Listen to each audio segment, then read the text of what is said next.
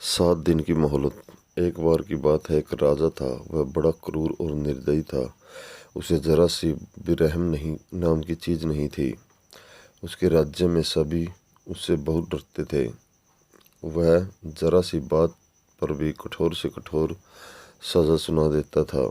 उसने इसके लिए 8 खूंखार जंगली कुत्ते पाल रखे थे, जिनका इस्तेमाल वह लोगों को उनके द्वारा की गई गलतियों पर मौत की सज़ा देने के लिए करता था। और वो कुत्ते इतने खतरनाक थे, आदमी को पल भर में ही चट कर जाते थे। एक बार कुछ ऐसा हुआ कि राजा के एक पुराने मंत्री से कोई गलती हो गई। अतः क्रोधित होकर राजा ने उसे शिकारी कुत्तों के सम्मुख फिंकवाने का आदेश दे डाला। सजा दिए जाने से पहले राजा ने मंत्री से उसकी आखिरी इच्छा पूछी। राजन, मैंने आज्ञाकारी सेवक के रूप में आपकी 20 साल से सेवा की है। मैं सजा पाने से पहले आपसे 7 दिनों की मोहलत चाहता हूँ। मंत्री ने राजा से निवेदन किया। राजा ने उसकी बात मान ली। 7 दिन बाद राजा के सैनिक मंत्री को पकड़ कर लाते हैं और राजा का इशारा पाते ही उसे खूंखार कुत्तों के सामने फेंक देते हैं। परंतु यह क्या, कुत्ते मंत्री पर टूट पड़ने की बजाय अपनी पूंछ हिला हिलाकर मंत्री के ऊपर कूदने लगते हैं और प्यार से उसके पैर चाटने लगते हैं। राजा आश्चर्य से यह सब देख रहा था। उसने मन ही मन सोचा कि आखिर इन खूंखार कुत्तों को क्या हो गया है, वे इस तरह क्यों व्यवहार कर रहे हैं। आखिरकार राजा से रहा नहीं गया। उसने मंत्री से पूछा, ये क्या हो रहा है? ये कुत्ते तुम्हें काटने की बजाय तुम्हारे साथ खेल क्यों रहे हैं? राजन, मैंने आपसे जो 7 दिनों की मोहलत ली थी, उसका एक एक क्षण मैं इन बेजुबानों की सेवा करने में लगा दिया।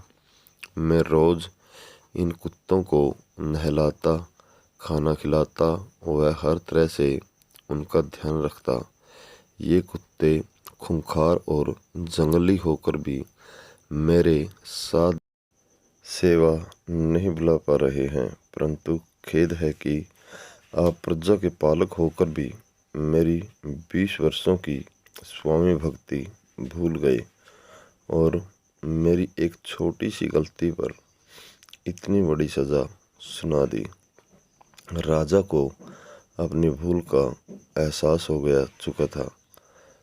उसने तत्काल मंत्री को आज़ाद करने का हुक्म दिया और आगे ऐसी गलती ना करने की सौगंध ली।